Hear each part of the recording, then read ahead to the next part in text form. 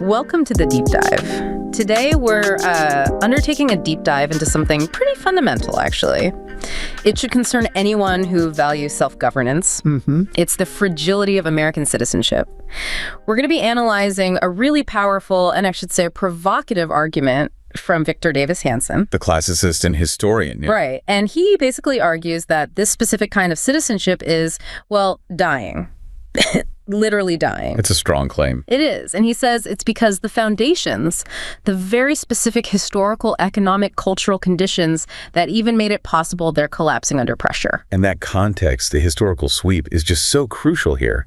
When we talk citizenship, Hanson's not just talking about, a legal status, a piece of paper. Right. Not just a passport. No. He's looking back, way back, 2,500 years of Western constitutional thinking, arguing that true, robust citizenship, where you can actually govern yourself, be protected by law, be economically independent, that's incredibly rare. One of the hardest things to achieve in history, he suggests. Exactly. A hard-won achievement. It didn't just happen. And this idea, the free citizen, it wasn't spontaneous. It sort of crawled out of the Greek city-states, somehow survived Rome, the Dark Ages. Yeah, evolved very slowly. And finally reached what Hanson calls its logical fruition only really recently in the 21st century.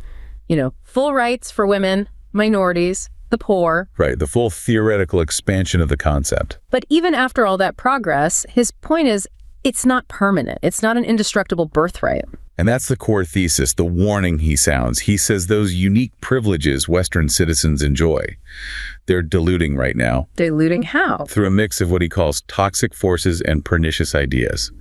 A kind of perfect storm converging on the American Commonwealth. And if we tie that back to the history, when those specific conditions vanish, the economics, the culture, the politics, then the citizen just reverts. Reverts to being just a subject, dependent, not autonomous. That's the danger he sees. Okay, so there's a lot to unpack here. Hanson organizes these threats, helpfully, I think, into two main buckets. Yeah, it makes it clear. First, these ancient threats reappearing. He calls them citizens, like old forms of dependence, tribalism, that kind of thing. Things that civilization was supposed to overcome. Exactly. And second, these newer, maybe more top-down threats coming from elites, institutions, he calls those post-citizens. Right. People or forces actively pushing beyond the traditional citizen model. So our mission today, for you listening, is basically to explore this structure.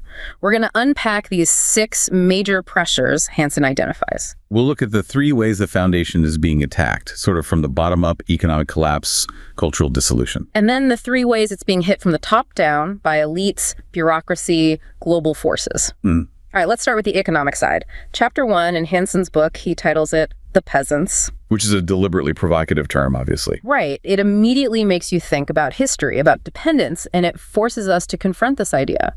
Freedom, self-governance, they really rely on economic autonomy. It snaps right back to classical thought, doesn't it? The Greeks had a word for it. Autarkia. Self-sufficiency. Autarkia, okay. Yeah. And the ancient argument, you find it most clearly in Aristotle, was pretty straightforward but deep. Self-governance needs independent citizens. And Aristotle famously preferred a state run by the missois, the middle classes. Yes, that's right, the missois. Why them specifically? It wasn't just about money, was it? No, not just wealth. It was about stability and character, in a way. How so? Well, Aristotle argued the very poor, the pennies, were too easily swayed, driven by immediate need, by envy, maybe susceptible to demagogues promising handouts. Okay, makes sense. And the very rich, the plusioi, they were often seen as arrogant, prone to putting their own interests first, maybe thinking they were above the law or civic duty. So the middle class was the sweet spot. Kind of the ballast, yeah. They were self-sufficient landowners, producers, merchants. They didn't excessively covet the rich, nor did they need to exploit the poor. And crucially, they had enough economic security, enough autarkia to actually participate. To have the time and mental space for civic duty, for reasoned debate and lawmaking. Exactly. And that stability, That perspective was seen as vital for a well-functioning republic. And protecting that status, that middle ground, is what created the space for the modern citizen, right? When the rule of law protects your property, your work. Then you have the confidence, the latitude to farm, to invest, to innovate, maybe speak your mind. Without worrying, some official is just going to take it all away arbitrarily. Right. No fear of commissars correcting you or seizing your assets. That security allows investment, innovation, and participation. And this is the core of Hanson's peasant chapter. That ideal, the self-sufficient middle-class producer, he says it's eroding fast in 21st century America. He sees this worrying split, a bifurcation, he calls it. Society dividing into, well, modern masters, a super wealthy elite, and modern peasants. A growing class that's dependent on the state or just stuck in debt. Exactly. That image of the suburban middle-class homeowner, the sort of bedrock citizen, it's becoming, in his words, a nostalgic ideal. And the data he uses to back this up, it's pretty sobering. We're not talking a short-term blip here. No, he argues the American middle class has been losing ground for, nearly 50 years, half a century. 50 years of wages basically flatlining or barely keeping up with inflation? Well, debt just climbs and climbs. Household debt, student debt, the cost of basics soaring. Let's talk about that debt burden. The source mentioned average credit card debt, over $8,000 per household now. Yeah, that's the average. But the number that really jumps out, showing the fragility, is that statistic.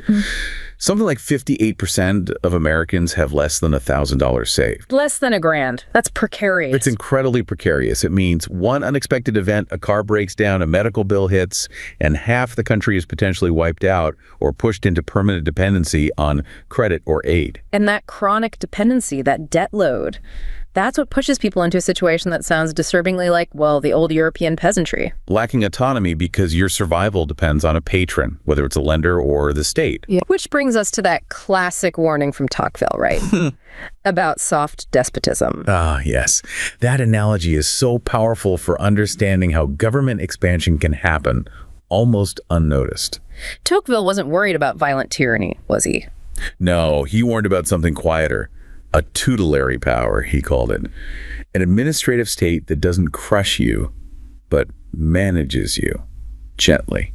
Keeps people in perpetual childhood. That's the phrase. It provides security, regulates life, manages your pleasures, takes care of everything, but insists on being the only agent of your happiness and success. And the trade-off is? You give up real political engagement. You surrender autonomy for comfort and security. And you can kind of see this implied in government messaging sometimes. Hanson points to that 2012 Life of Julia thing. Oh, right. The Obama campaign infographic. Yeah, it tracked this fictional woman, Julia, through her whole life, showing her relying on federal programs at every stage.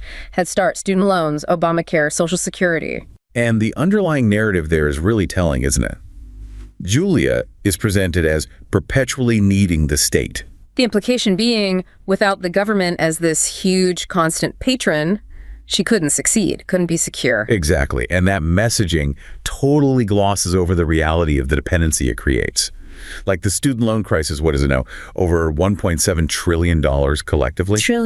Often for degrees that, frankly, don't lead to jobs that can pay off that debt. So the debt itself makes the citizen less autonomous, but the government narrative frames the loans and subsidies as gifts, as security. It masks the chains. And this economic insecurity, it ripples out into culture, doesn't it? You see it in major demographic shifts, like marriage rates falling. And people marrying much later. The average age for first marriage for men jumped from, 23 in the 1950s to 30 by 2019? That's a huge shift. And fertility rates plummeting, down from about 2.3 children per family in the 60s to around 1.9 now, which is below the replacement rate. So literally, the dying citizen in a demographic sense, fewer future citizens being born. It suggests a deep pessimism, doesn't it?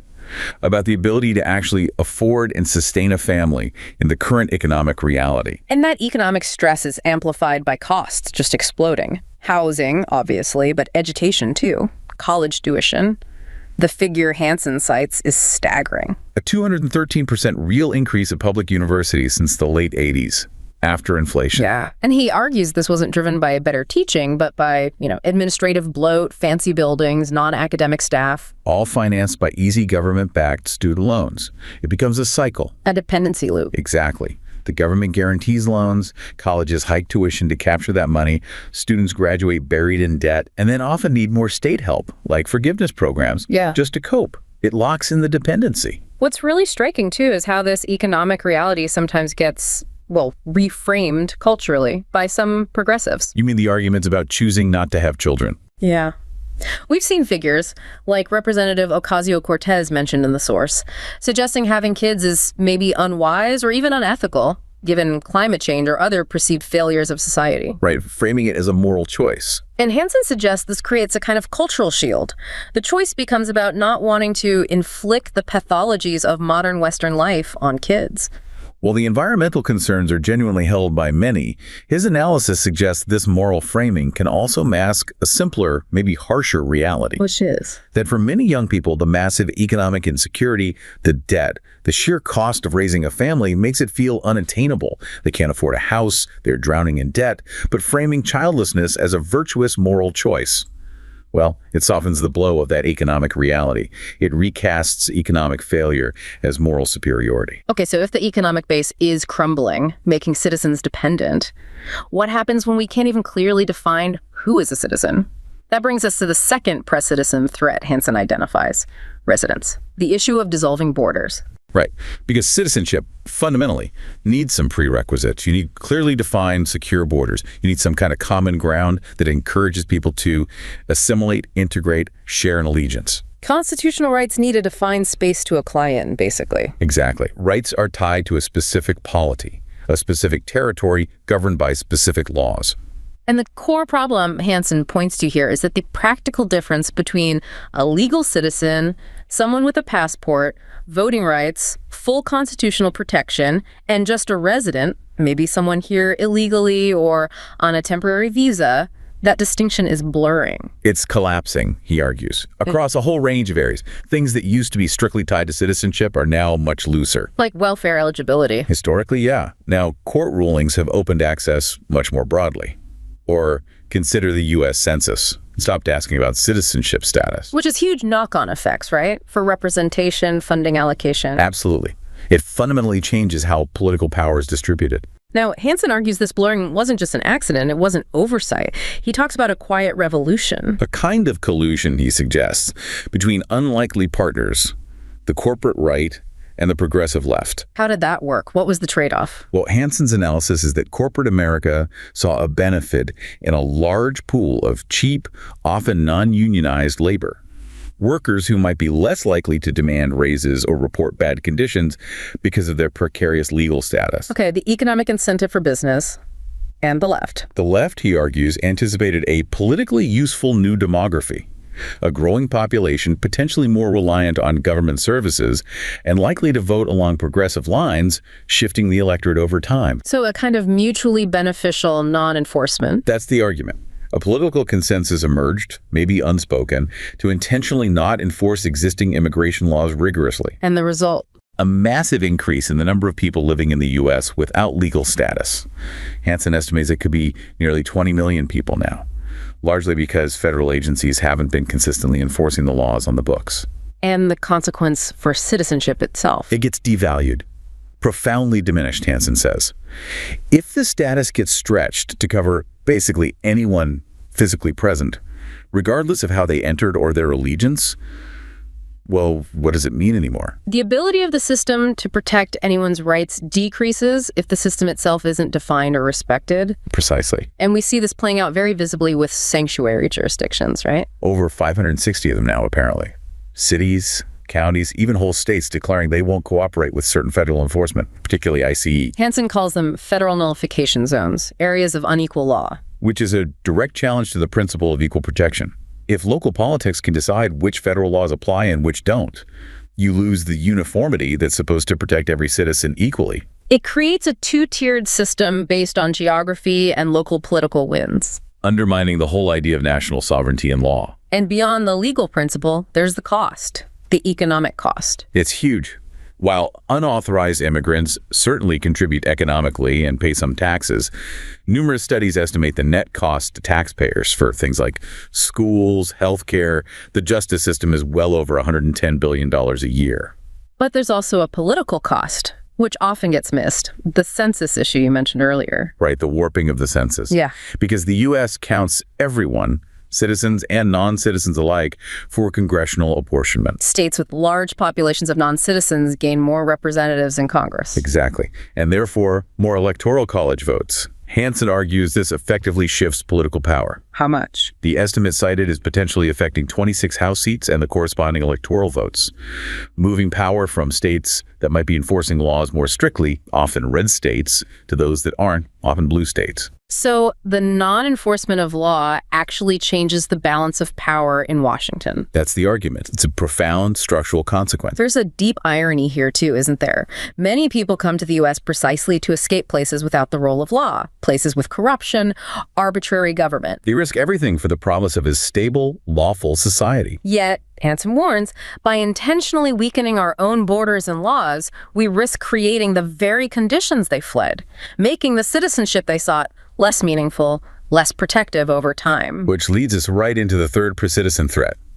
Tribes, the resurgence of tribalism. Okay, so if economic dependence weakens the citizen, and porous borders confuse who the citizen even is, tribalism strikes at the heart of the trust needed to govern together, right? Absolutely. This might be the oldest threat of all to a functioning republic. Hanson argues that a constitutional republic requires this brutal bargain. A brutal bargain? What's that? It's the idea that all citizens have to willingly agree to subordinate their primary identity, whether it's ethnic, racial, religious, tribal, to a larger shared civic identity. Loyalty to the Constitution, to the nation, above loyalty to your specific group. Precisely. The focus has to be on shared laws, shared ideals, not on who your ancestors were or what immutable characteristics you possess. Hanson calls tribalism pre-civilizational. He goes back to Thucydides. Yeah, the ancient Greek historian. Thucydides observed that societies still organized primarily around tribes, were often nomadic, they didn't build walls, they lacked complex legal systems. And because of that fragmentation, that lack of civic structure, they couldn't achieve lasting political stability or greatness. Their loyalties were too narrow, too based on kinship rather than law. So once your primary loyalty shifts from a fellow citizen, maybe a stranger you're united with under law, back to your cousin or someone from your ethnic group just because of blood ties, the whole Republican project starts to unravel. Civic trust dissolves. You start treating people based on their group label, not their individual merit or shared rights. And Hanson argues that right now, with the erosion of that strong unifying American identity, partly due to the economic stress and border issues we just discussed, the country is fragmenting, it's reverting. And he sees the current progressive focus on identity politics, defining people primarily by race, gender, sexual orientation, not as progress, but as a dangerous step backward, a reactionary move. Reactionary how? Because it emphasizes immutable characteristics over shared civic values. It divides people into fixed groups, often based on historical grievance. He draws parallels to history again, like the late Roman Empire. Right, after the Emperor Caracalla extended citizenship pretty much empire-wide in 212 AD. Why did he do that? Mainly to broaden the tax base, honestly. But the side effect was it devalued citizenship. If everyone's a citizen, the status loses its meaning, its binding power. And the empire became more fragmented. Yeah. People retreated into their local ethnic religious identities. Later emperors had to use rigid ideology or just brute force to hold the bickering factions together because there was less shared civic glue. Hanson sees echoes of that fragmentation today. Clearly. He points to things like the return of segregation, astonishingly, on some college campuses, separate housing, separate graduations based on race. Or the push for quotas over merit, like that example from the University of Chicago English Department. Right, reportedly requiring a focus on Black-related studies, potentially prioritizing identity over universal literary or intellectual merit. It's a sign of loyalty shifting from the ecumenical to the tribal. No, he makes a really interesting point about how this focus shifted from class to race. Yeah, this is a crucial part of his analysis of modern tribalism. He argues that the radicals of the 1960s initially tried to spark a class-based revolution. But it didn't quite work in America. No. Hanson suggests the American working and lower middle classes were, relatively speaking, too prosperous, too consumerist, too upwardly mobile. They weren't storming the barricades based on economic class alone. So since class struggle wasn't gaining enough traction, the strategy shifted. He argues yes. They adopted ideas from thinkers like Gramsci, focusing on cultural hegemony.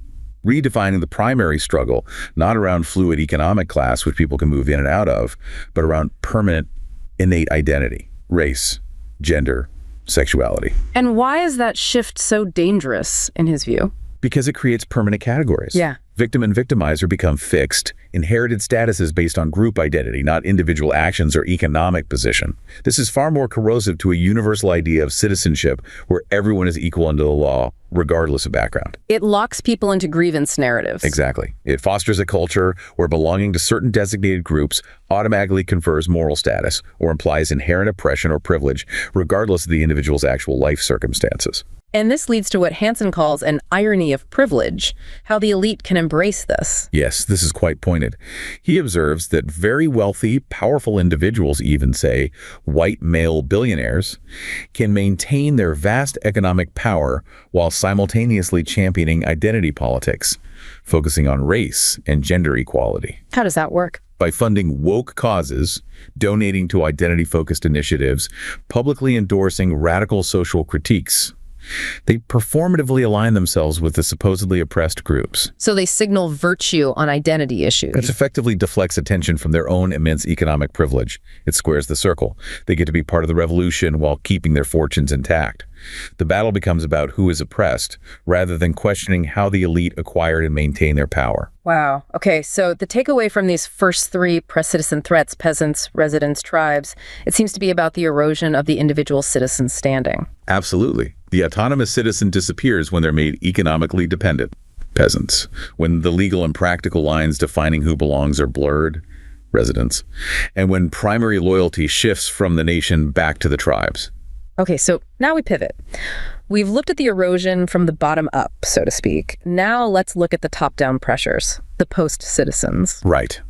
These are the threats Hanson sees coming from a relatively small, powerful American elite, often highly educated, influential people. Who believe the U.S. needs to move beyond its traditional national identity towards something more global, more cosmopolitan. Exactly. And they're pushing for changes, structural changes, that actively diminish the power and relevance of the traditional, constitutionally defined citizen. First up in this category, the unelected. This is basically the bureaucracy, right? What people sometimes call the deep state. Yeah, though Hanson defines it less as some secret cabal and more as a natural and loose alliance. An anointed class. Anointed how? By their credentials mostly. Elite education, government careers, revolving doors between agencies, think tanks, academia, media. They see themselves, he argues, as the permanent guardians of the state. The permanent custodians of power. Right, and often showing, frankly, disdain for elected politicians who come and go, and especially for the voters who put those politicians there. The deplorables, as some might say. And it's not just about attitude, is it? It's about a real shift in power. Oh, absolutely. Yeah. Congress has, over decades, delegated enormous amounts of its actual legislative power to federal agencies. So the bureaucracy isn't just implementing laws anymore, it's effectively making them. Increasingly, yes. Yeah. Agencies create regulations, interpret statutes, enforce those interpretations, and even punish violations, often with the force of law. They could generate far more binding rules than Congress actually passes as legislation. Is there a key mechanism for that, like a legal principle? The big one is a doctrine called Chevron deference. It basically says courts should defer to an agency's reasonable interpretation if a law passed by Congress is ambiguous. Which gives huge power to the unelected bureaucrat writing the regulation. Immense power. They get to decide what the ambiguous parts of the law mean in practice, effectively making law without ever facing an election. Hanson gives examples of this, right? Like the EPA's clean water rule. That's a classic one from 2015. The EPA decided to reinterpret navigable waters, a term in the Clean Water Act. How did they reinterpret it? They expanded it way beyond traditional rivers and lakes to potentially include things like temporary ponds, drainage ditches on private farmland, even standing water after a rain. Which gave the EPA massive new authority over private land use. Unprecedented power. Suddenly, farmers or landowners might need federal permits for routine activities based on an interpretation made by unelected officials they had no way to vote out. And Hanson notes a kind of political shift here in terms of who trusts or distrusts the bureaucracy. Yeah, it's fascinating. Historically, the left was very suspicious of the military-industrial complex, the CIA, the FBI. The right was more worried about regulatory agencies like the EPA or IRS. But that's changed. He argues it's flipped, somewhat. Now, you see progressives sometimes rationalizing bureaucratic power, even intelligence agency actions, as necessary checks on, say, a populist president or obstructive opposition in Congress. Using the bureaucracy to bypass the democratic process if it doesn't give them the outcome they want. That's the implication. It becomes a tool to achieve progressive goals when legislation fails. And this became really visible during the Trump administration, didn't it? Undeniably. Hanson cites examples like unelected officials, career civil servants, intelligence figures openly discussing using the 25th Amendment to remove a sitting president they disagreed with. Regardless of your opinion of that president, that's career staff contemplating overruling an election result. It's a profound challenge to the constitutional order. Or think about the leaks. Former officials like Evelyn Farkas admitting they deliberately leaked classified information to the press to try and hamstring the incoming administration. She claimed it was for national security, but later admitted under oath she didn't actually know of any concrete evidence for the collusion narrative she was pushing.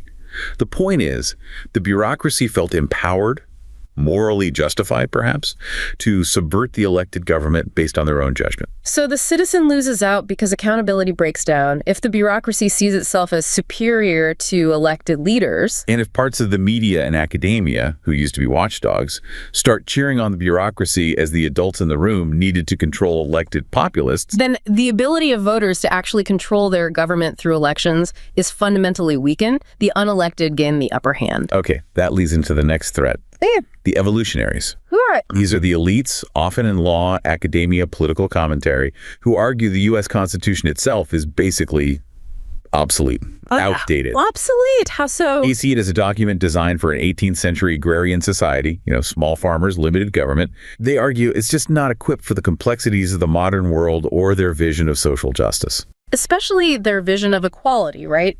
Hanson mentions they often push for equality of outcome instead of the traditional American equality of opportunity. Exactly. Mandated equality.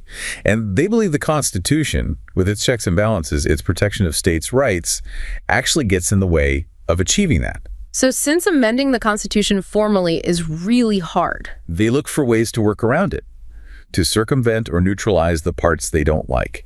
It's not about reform through the amendment process. It's about re-engineering the system by other means, often without broad public consent. The Electoral College is target number one here, isn't it? Absolutely.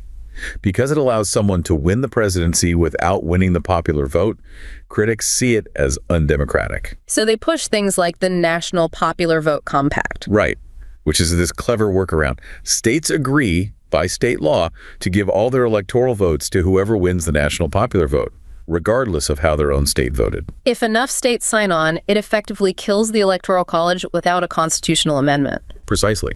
A structural change achieved through state-level agreements, bypassing the formal amendment process entirely. And the Senate is also in their sights. Definitely. The founders designed the Senate to give small states disproportionate power. Right. 2 senators per state, regardless of population. As a check on the big states? A check on pure populism, maybe? Exactly. A cooling saucer, Jefferson called it. But critics today say that's unfair. Why should Wyoming have the same Senate power as California? California's senator represents, nearly 70 times more people? Right. So you hear proposals to make the Senate proportional to population or other radical changes, right, which would completely destroy its original purpose as a body protecting less populated states and acting as a brake on the House. It would just become another version of the House. And then there's the Supreme Court. Court packing came back into the conversation recently. Aggressively so. The idea of just adding more justices to the court simply to change its ideological balance because you don't like its rulings. Hanson calls that strategy's history odious and infamous. Yeah, it goes back to FDR's failed attempt in the 1930s. It's seen as a raw power grab, trying to make the court just another political tool to enforce an agenda rather than an independent interpreter of the Constitution. The use of impeachment fits this pattern, too, he argues. Yes, he suggests it's been diminished, stripped of its gravity as a last resort for high crimes and misdemeanors. And turned into just another political weapon. Pretty much. Used by the House majority primarily to damage a president politically, maybe hurt their re-election chances, even without strong bipartisan support or clear statutory violations, just registering partisan disapproval through a constitutional process. So these are all attacks on the structure of the government. But Hanson also points to attacks on the Bill of Rights itself. Oh, absolutely. starting with the First Amendment, freedom of speech. There's a constant push, especially on campuses, but leaking into the broader culture against so-called hate speech. The idea that some speech is too offensive, too harmful to be permitted. Right. And this often involves twisting legal precedent. People constantly bring up Justice Holmes's analogy about falsely shouting fire in a crowded theater. But they take it completely out of context, don't they? Totally. Holmes was talking about speech inciting immediate violence or panic. Now it's often used to try and silence political speech that someone just finds offensive or incorrect, according to today's norms. And big tech gets involved here, too, with their content moderation. Yeah, the whole freedom of speech, not of reach argument. Platforms like Twitter, Facebook, YouTube say, we're private companies, we can set our own rules, ban who we want. Which sounds reasonable on the surface, But when these platforms become the dominant public squares, the essential infrastructure for communication, debate, even commerce, does banning someone, especially a major political figure like a president, become something more? Like denying access to a vital public utility based on political views. It raises that exact question. Hanson draws a parallel to the civil rights era. Could a private business refuse service based on race? Society eventually said no for essential services. Now the question is about denial based on political speech on these massive essential platforms. And the pandemic, COVID-19, really showed how quickly rights could be suspended, didn't it? It was a stress test, and Hanson argues the Bill of Rights often failed. State governors, mostly using executive orders, shut down businesses, restricted assembly, limited travel. Suspending freedom of association, freedom of expression. Often with inconsistent logic. Churches closed while casinos or liquor stores stayed open.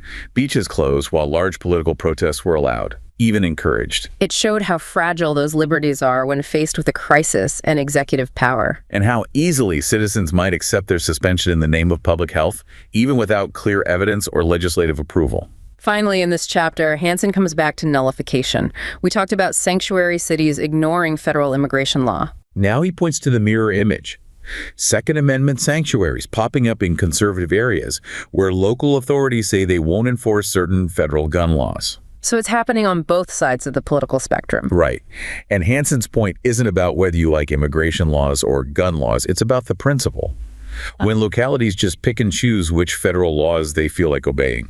The whole concept of equal protection under a single national law breaks down. You get a patchwork nation governed by local whim, not a unified republic under one constitution. It's another way the citizens' rights become uneven and uncertain. All right, the final threat Hanson outlines, the globalists. Right. And he presents globalization not just as, trade and cultural exchange, but argues in architects are a specific elite, a few million people maybe, who are actively invested in moving beyond nationalism. They want to dismantle national identity. Or at least subordinate it. They sync their values, their allegiances, more with their counterparts in other countries, other elites in London, Brussels, Davos, than with their fellow citizens back home. Americanism becomes sort of incidental, secondary. And he points out a kind of paradox in their outlook. Yeah, this is really sharp. He notes their eagerness to criticize the clumsy illiberality of his own society, coupled with laudation of efficient illiberality abroad. Meaning they're quick to find fault with America. But often praise authoritarian regimes like China for their efficiency, their ability to get things done, even if it involves suppressing rights. The Bill Gates example during the pandemic fits this. Perfectly. Gates publicly warned against criticizing China's handling of the COVID outbreak, even praised their response. Despite evidence they covered things up, silenced doctors, let it spread initially. Right. Hanson suggests this reflects a deeper allegiance. For some global elites, holding nations like China accountable is just a distraction.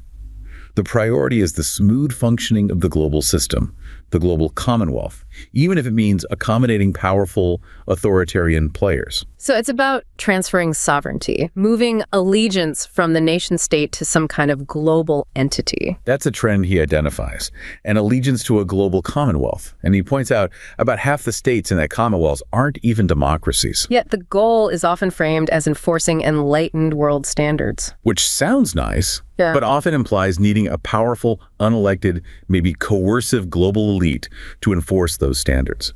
which is fundamentally at odds with the idea of self-governing citizens protected by their own national constitution. The NBA-China situation really highlighted the tension here, didn't it? Oh, spectacularly. The NBA and its players were often very vocal critics of social and political issues within the United States. But then, a team official, Daryl Morey, tweeted support for pro-democracy protesters in Hong Kong. And the hammer came down instantly.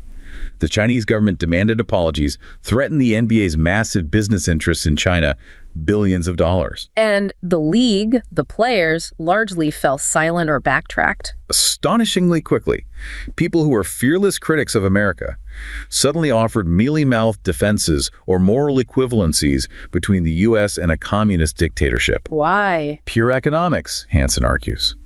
The Chinese market, with potentially 800 million fans, was just too valuable to risk over a principle like free speech. Global money effectively silenced American free expression, even on American soil. And if we fully embrace these transnational standards, what's the endgame? Hanson warns about non-democratic states judging the U.S. Yeah, the ultimate irony. If we subordinate our own sovereignty to global bodies, you could literally have auditors from places like China, Russia, Pakistan countries on the UN Human Rights Council, notoriously formally censuring the United States for its human rights record. Which implies their systems, their values, have moral standing equal to or greater than ours. It validates the idea that our own constitutional system is flawed and needs correction from outside, even from authoritarian regimes whose own citizens have few rights. That's why Hanson sees globalism in this elite form as so dangerous to the citizen. It elevates an unaccountable, often illiberal, transnational authority above the national sovereignty designed to protect individual liberty. Sure. Hashtag Shake 5 for you. Synthesis and conclusion. So if we try to pull all 6 of these threads together, peasants, residents, tribes, the unelected, evolutionaries, globalists, The ancient threats and the modern ones. the unifying theme, Hanson argues, is this sophisticated, often top-down pressure.